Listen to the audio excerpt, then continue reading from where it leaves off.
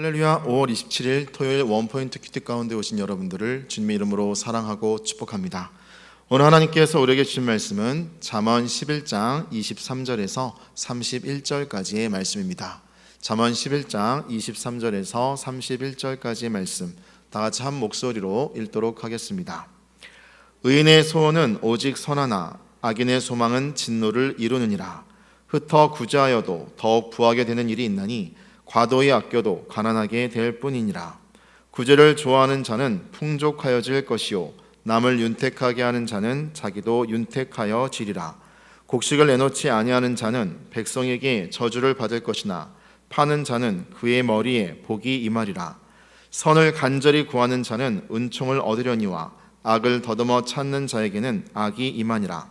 자기의 재물을 의지하는 자는 패망하려니와 의인은 푸른 잎사귀 같아서 번성하리라. 자기 집을 해롭게 하는 자의 소득은 바람이라. 미련한 자는 마음이 지혜로운 자의 종이 되리라. 의인의 열매는 생명나무라. 지혜로운 자는 사람을 얻느니라. 보라, 의인이라도 이 세상에서 보응을 받겠거든 하물며 악인과 죄인이리요. 아멘. 이 시간 윤택하여 지리라 라는 제목으로 담임 목사님께서 큐티 인도해 주시겠습니다. 네, 할렐루야. 자, 오늘 우리 또 주말을 맞이하면서 토요일 날은 제가 늘 그 토요일에 대한 워드프레이를 하지 않습니까? 흙된 나를 한 번 더 묵상해 보십시오. 너는 흙이니 흙으로 돌아갈지니라. 전도서가 그렇게 말하고 있지 않습니까? 우리가 이렇게 고대 세계관을 우리에게 성경적으로 적용하는 것은 유익합니다. 그러므로 우리는 이 흙인데 여호와께서 성령으로 생기를 우리 코에 불어넣으심으로 생명이 된 거예요. 영적 존재가 되었다 이겁니다. 영적 존재는 영의 양식을 먹어야 삽니다. 영적 존재는 하나님과 호흡을 해야 삽니다. 그래서 예배하는 것이 영과 혼과 육을 온전히 건강하게 하는 참된 길입니다. 내일도 여러분의 영혼이 생생하게 살아서 이 땅에 축복이 있게 되는 그런 복된 통로가 되시기를 바랍니다. 잠언서 11장 23절에서 31절 말씀 보면 하나님께서 물질에 관하여 우리가 어떻게 사용하는 것이 축복인가를 가르쳐주고 있어요. 여러분, 지금 우리가 아마 40대까지는 돈 벌기에 급급해요. 쓰는 것을 절제하고 아껴야 되고 또 부채를 얻은 것을 갚아야 되고 마지막에 좀 안정을 누리기 위해서 주택을 구입해야 되고 참 우리가 때로는 넘사벽 같은 일을 하고 있는 겁니다. 월급을 받아가며 한다는 것은 결코 쉬운 일이 아닙니다. 그리고 그 한 달 동안 땀을 흘렸던 것들에 대한 대가를 본다면 정말 10,000원, 1,000원 쓰는 것도 참 손에 떨릴 정도로 어려울 수가 있습니다. 그런데 성경은 물질은 내가 맡은 청지기일 뿐이고 공급자는 하나님이다 하는 걸 알 수 있어요. 여러분, 아무리 부여해도 어느 날 제가 한 30년 전에 지도했던 대학 부채자가 저한테 문자를 했어요. 목사님, 저 아직 11절 못하고 있어요. 제가 좀 놀랐습니다, 속으로. 왜 그런가 하면 이렇게 우리가 열심히 헌신하고 아울리치를 다니고 하나님 나라를 뛰었는데 아직도 그게 훈련이 안 된 거예요. 아무 집에서도 아무도 하는 사람이 없고 혼자 믿다 보니 누가 관리해 주는 분도 없고 그러다 보니 지금도. 그런데 결국 그러면 어렵습니다. 어려움을 호소하게 돼요. 왜? 성경의 말씀대로 황충이 먹고 또 우리가 원치 않는 곳에 예기치 않는 지출이 흘러가게 밑빠진 독이 돼 있다고 말하잖아요. 내 것 떼는 거 아닙니다. 쥐고 있다고 내 것 뗀다면 여러분, 모든 것이 원칙은 줘야 사는 거지만 놔야 되고 물 위에 던져야 되고 흘려보내야 흘러가는 것이 하나님이 주신 물질의 원리예요. 사람은 움직여야 되고 물질은 움직여야 됩니다. 식물은 제자리에 있어서 가만히 수분의 양분을 뽑아 올려야 하지만 사람은 움직이지 않으면 제 시계가 말합니다. 주인님 움직일 때입니다. 주인님 움직일 때입니다. 그러더라고요. 그래서 한참 앉아 있다가 움직이기 싫어도 움직여야 건강에 유익합니다. 그러므로 오늘 본문을 보시면은 여기 24절에 이런 말을 했어요. 흩어 구제하여도 더욱 부하게 되는 일이 있나니 과도히 아껴도 가난하게 될 뿐이니라. 이거를 인생 살아보면서 어떤 분은 죽을 때 겨우 깨닫는 분도 있어요. 내가 참 이러지 말고 나눌 걸, 베풀 걸, 흘려보낼 걸 하다가 끝나는 분이 있어요. 참 인간이 하나님의 말씀을 깨닫는 것은요, 참 어떻게 보면 데드라인이 없어요. 네? 어떤 사람은 정말 초등학교 때부터 깨닫고 하나님께 헌신한 분도 있지만은 80, 90이 되어도 깨닫지 못하는 분도 있습니다.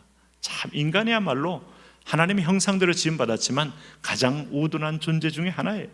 그래서 25절 보세요. 구제를 좋아하는 자는 풍족하여질 것이요. 하나님 말씀입니다. 구제는 내가 대가를 받지 않고 흘려보내는 겁니다. 자, 노숙자에게 흘려보내고 참 사회적으로 약자에게 흘려보내는 거고 정말 인정받지 못하는 자에게 던지는 겁니다. 그 사람들에게 줬으면 이자 붙여서 받을 수가 없어요. 그래서 성도는 돈을 빌려주는 건 없어요. 그냥 주는 거지. 오죽 했으면 빌리겠나 해서 줘버리는 겁니다. 그러나 내가 시험에 들지 않을 정도면 빌려주면 안 돼요. 구제를 좋아하는 자는 풍족하여질 것이요 남을 윤택하게 하는 자는 자기도 윤택하여지리라. 오늘도 윤택하여지리라 하는데 여러분은 윤택한 삶을 원하십니까? 정말 가구가 반짝반짝 빛나고 전제품이 새 것으로 빛나고 늘상 새로움으로 채워지는 윤택함을 맛보기를 원하시나요? 그러면 오늘 본문 말씀대로 하셔야죠. 오늘 남을 윤택하게 하는 자는 자기도 윤택하여지리라. 자, 여기 26절에 이 곡식을 내놓지 아니하는 자는 백성에게 저주를 받을 것이나 파는 자는 그의 머리에 복이 임하리라. 그렇지 않습니까? 이게 무슨 말씀이세요? 그냥 주는 것도 아니고 파는 거예요. 그런데 곡식은 생존권이잖아요. 이거 가지고 목줄을 잡고 밥줄로 상대방의 목줄을 잡고 뒤흔들었을 때 과연 하나님이 그를 이뻐하겠냐 이겁니다. 더불어 먹고 사는 것이 중요하지 내가 다 먹지도 못하는데 창고에 가득 쌓아놓으면 좀과 동록이 섭니다. 그리고 쥐들이 와서 먹습니다. 그거요, 곡식이 있는 곳에 여러분 모든 병충해와 쥐들이 가만히 있겠습니까? 그러니까 한 해 농사는 한 해 끝내버리고 그 다음에 또 하는 거지, 이걸 그 다음에까지 쥐고 있으면은 관리비도 많이 들고 보관비 물론 더 들고 그 다음에 여러 가지, 요즘 같으면 쥐나 뭐 벌레가 안 낀다고 해도 이게 냉동시키고 있으면은 엄청난 비용이 드는 거예요. 그래서 이건 얼마나 여러분 집에서 경험해 보셔요. 냉장고에 음식 남았다고 집어넣으면 잘 드십니까?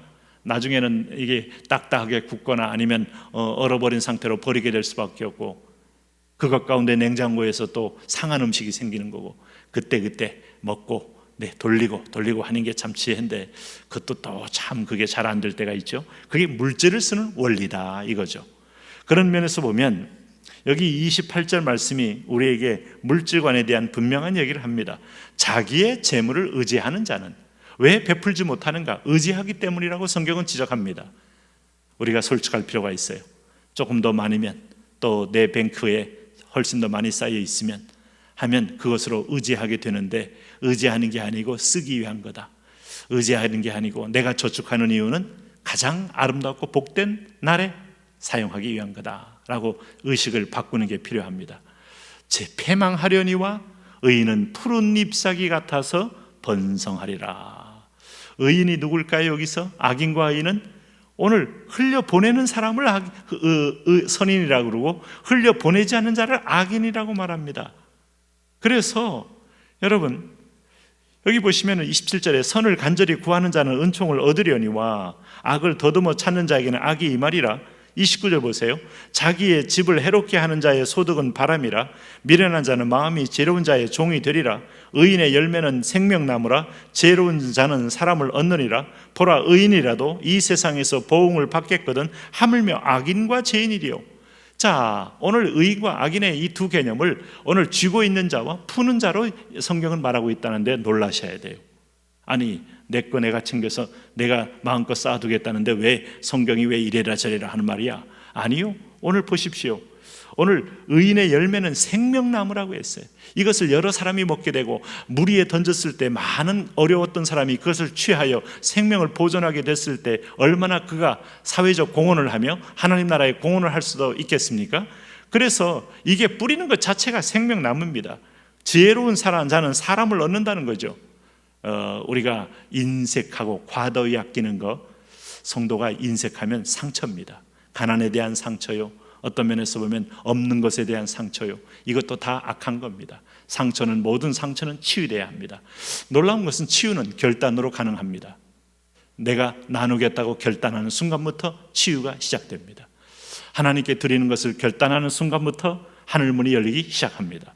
그래서 의인이라도 이 세상에서 보응을 받는다 그랬어요. 하나님께 드린 자는 하나님이 그 곡식과 창고를 차고 넘치게 하는 거고, 오늘 과도히 아낀 자는 빈궁이 임하는 것을 보게 한다, 보응한다는 거였습니다. 리워드 한다는 거죠. 오늘도 여러분이 윤택한 삶이 되며 윤택하고 복된 샤이닝한 축복된 인생이 되었으기를 바랍니다. 하나님, 우리가 이 땅에 있는 동안에 흘려보내며 베풀며 통로가 되는 그런 삶으로 축복하여 주옵시고, 우리 자녀들이 그 은혜를 덧입어서 우리도 물론 생명나무같이 빛나지만 이웃도 함께 빛날 수 있도록 하나님 같이 더불어 사는 삶의 지혜를 배우게 하여 주옵소서. 예수님 이름으로 기도합니다.